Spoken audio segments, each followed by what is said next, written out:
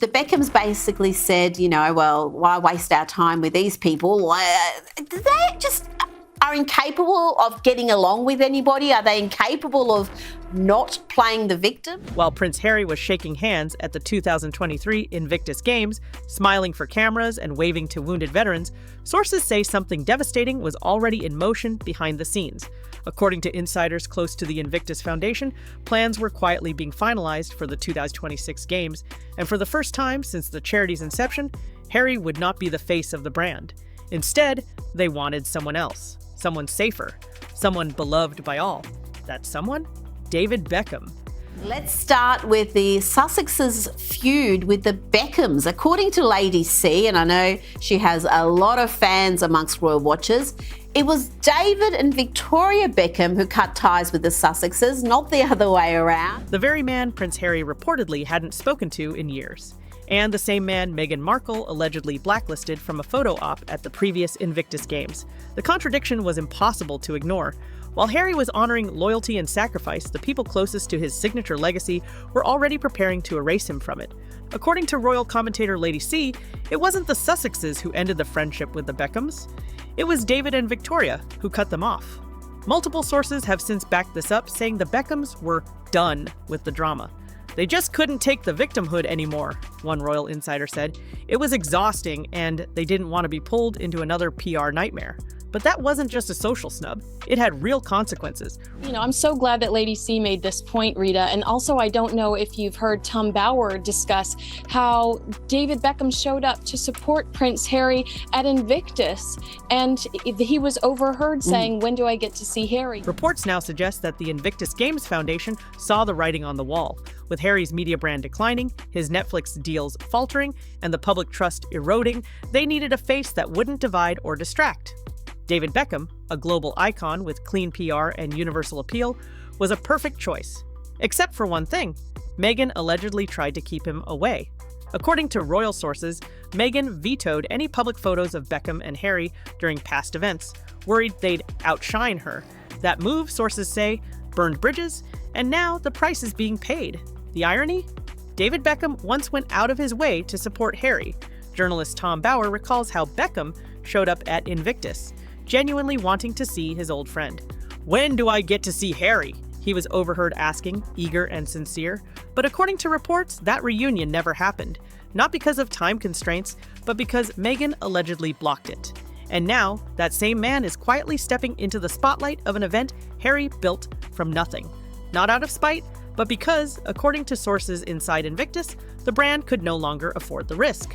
Meghan Markle put the kibosh on David getting any photos with Prince Harry at Invictus because she felt like David and Victoria would outshine her in some way, so she wanted to make sure that they weren't photographed together and didn't allow Harry. Harry brought headlines, Beckham brings respect. And when you're choosing between legacy and liability, sources say, the decision was heartbreakingly easy. According to sources close to the Invictus Games Foundation, the tension didn't start with the Beckham swap. It started long before. Staff and committee members, once loyal to Harry, began raising concerns in private meetings as early as 2022. It became less about veterans, one insider claimed, and more about managing the Sussex narrative.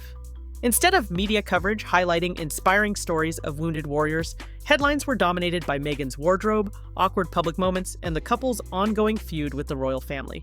And she stops because she's startled that somebody has grabbed her and is relocating her, and it's Meghan just taking it upon herself to adjust this woman for a photo. I have to tell you that so far is my favorite video from Invictus. It is incredible. She made a little speech, of course. Even well-meaning volunteers reportedly felt the shift. You could feel the unease, one said. People stopped talking about service and started whispering about drama. Behind closed doors, the brand that once symbolized hope was starting to buckle under the weight of one man's unresolved personal war. But the real breaking point came when Meghan allegedly took it upon herself to reposition a woman during a group photo, a move captured on video and widely circulated online. Meghan's intent may have been innocent, but the optics were disastrous. It was like watching a director stage her scene, a former photographer noted. The woman's startled expression became meme-worthy overnight, feeding into a growing narrative that Meghan wasn't just participating, she was controlling. According to media analysts, that moment was the final straw for several behind-the-scenes donors and organizers. The vibe changed, one said. This wasn't about service anymore. It was about optics. And when your charity's mission is being hijacked by viral awkwardness, the backlash isn't just social, it's financial. Embedded with this amazing Invictus Games thing that he had invented, that, he loved it more than anything else, and that she said, the great thing is that we're all part of one big family. You're my family and you're his family. And all I could think of was, well, she's obviously trying to say that he doesn't have a family because they're all horrible racists, they all live in England. Enter David Beckham. In sharp contrast, his public image was spotless. A world-class athlete turned UNICEF ambassador, husband to a global fashion mogul, and someone who managed to navigate scandals without theatrics or self-pity. Sources close to the Invictus board say Beckham was everything Harry used to be, but without the baggage. He doesn't make it about himself, one committee member said. That's what we needed. And so, the unthinkable began to unfold. You talk to no one from your family, so I better just bask in the glow of your temporary, kindness. There is that problem. My other favourite story of the weekend was the Spotify one, where it turns out that the people who worked at Spotify had more nicknames for the Duke and Duchess of Sussex than anybody ever knew, including Ginge and Whinge. Meetings were held, branding concepts explored, early mock-ups even showed Beckham as the face of new promotional material. Harry, once the heart and soul of Invictus, was being phased out, slowly, quietly, but unmistakably. And when word of this shift reportedly reached Harry, insiders say his reaction wasn't just hurt, it was fury. Because to him, losing Invictus wasn't just about image, it was about identity. Sources close to the Sussex camp say Harry's anger wasn't just about being replaced, it was about who replaced him. David Beckham wasn't just a friend. He was, at one point, a trusted ally during Harry's transition into married life. Beckham stood by Harry in the early Invictus years, lent quiet support during his royal exit, and even defended him in interviews. But that trust reportedly shattered after a behind-the-scenes fallout few knew about, one that sources say began with Meghan's alleged distrust of the Beckhams. According to multiple insiders, Meghan believed Victoria Beckham had leaked stories to the tabloids. Though no evidence was ever presented, the accusation was enough to sever ties. And just like that, years of friendship were iced out over what some insiders now call a paranoia-fueled misunderstanding. The most damaging part? Meghan allegedly insisted that Harry not be photographed with David Beckham at a past Invictus event, fearing their presence together would pull focus away from her. One former aide recalled the instructions clearly. No shots of Harry and David together. She didn't want comparisons. But the move reportedly backfired. The Beckhams were stunned, not just by the snub, but by what it revealed about the Sussexes' internal priorities. It stopped being about veterans and started being about control, said one person close to the planning team. This single moment, a blocked photo, became symbolic within the Invictus community. It wasn't just a personal slight, it was, insiders claim, a warning sign that the Sussex brand was becoming more trouble than it was worth.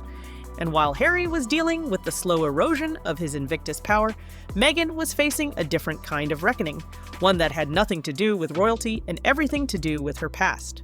According to digital investigators and former Hollywood acquaintances, Meghan's early rise through the elite social circles of Los Angeles and Europe overlapped, uncomfortably, with individuals later linked to Jeffrey Epstein's network.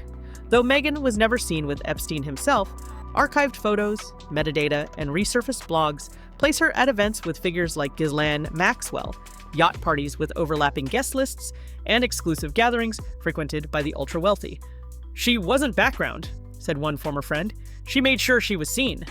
What raises more eyebrows now isn't her attendance, but her silence. Despite her claims of transparency and feminism, Meghan has never addressed those connections, and that silence is beginning to speak louder than any denial could. According to reports, Meghan's decision to erase her past wasn't just about rebranding, it was about control. Investigators and digital archivists have revealed that in the months leading up to her engagement to Prince Harry, nearly every trace of her previous life vanished from the internet. Her Instagram disappeared, her lifestyle blog was deleted, even publicly posted vacation photos, many geotagged to yacht locations in Monte Carlo, Cannes, and the Amalfi Coast, were quietly scrubbed. But sources close to the royal household say palace officials noticed the cleanup and were alarmed. There were concerns about some of the names and places she was associated with, one aide claimed, but the directive from the top was clear. Don't ask questions, don't make waves. According to this source, rejecting another of Harry's partners was seen as a potential media disaster, so they let it slide. That silence may have been the monarchy's biggest mistake, because as Meghan pushed forward with her global image makeover, championing female empowerment, authenticity, and trauma recovery, her carefully rewritten narrative was clashing with inconvenient evidence. Multiple sources, including a former Hollywood roommate, say Meghan's climb wasn't built on merit alone. She was strategic, the source stated. If someone had a connection, a yacht, or influence, Meghan found her way in.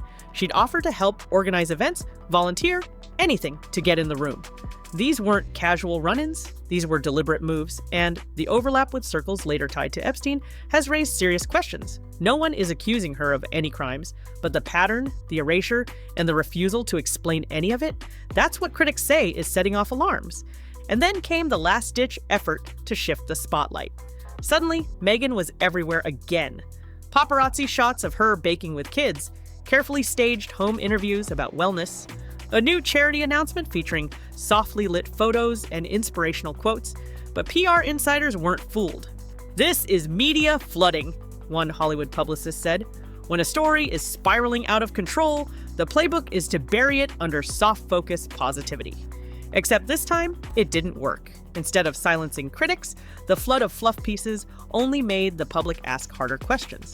"If there's nothing to hide," one commentator asked, "why spend this much time pretending it never happened?" And that's when the real unraveling began. Quiet murmurs from Netflix executives, a shelved cooking show, Oprah, once her fiercest supporter, reportedly backing away. One industry insider put it bluntly, "When both the queen of media and the king of streaming go silent, that's not coincidence, that's crisis." In the wake of these revelations, Meghan Markle's public image is no longer a brand. It's a battleground. Critics say the woman once celebrated as a modern royal trailblazer is now facing a full-blown credibility crisis. The most damning part? It's not about what she did, it's about what she hid and who she tried to become by bearing the truth. According to industry sources, the shift is already happening. Meghan's biggest allies are going quiet. Her recent business ventures, from media deals to charity launches, are reportedly stalling behind the scenes. "No one wants to be the last one holding the bag," one studio executive said. Even fashion brands once eager to work with her are said to be hesitating, unsure of whether her name is still an asset or a liability. Meanwhile, Prince Harry is reportedly in freefall. Sources close to the Sussex inner circle describe a man both furious and defeated, especially in the aftermath of the Invictus Games decision. "He poured everything into that event," one insider said. "It was his last anchor, the one project he could point to and say, 'This is mine.' And now, it's being handed over to David Beckham, a man who once called him a friend and who, according to reports, still tried to see him at Invictus until Meghan blocked it." The symbolism couldn't be clearer. The global stage Harry built has chosen someone else to carry the torch. And Meghan, once seen as his partner in transformation, is now at the center of the scandal that may have accelerated his downfall. So what happens next? According to royal insiders, the palace has no plans to speak out, but they're watching closely. And behind the curtain, conversations are reportedly underway about how to quietly distance the monarchy from the Sussex brand altogether. If Meghan hoped to silence the past, she's now learning that stories don't stay buried. They resurface and they bring consequences. In trying to control every part of her image, she may have destroyed the one thing that once made her powerful: belief. Belief in her story, belief in her honesty, and belief in the carefully crafted role she tried to play. Now, as former allies step back, public trust fades, and legacy projects like Invictus slip away, one question hangs over the Sussexes like a storm cloud no PR team can outrun. What do you do when the world stops believing your story and starts rewriting it without you? That's the tea on Meghan, Harry, and the Beckhams. Do you think the Invictus snub was the final straw, or is something even bigger coming? Drop your theories in the comments, hit that like button if this caught you off guard, and don't forget to subscribe for more no-filter celebrity exposés. Click here for another wild scandal unraveling as we speak.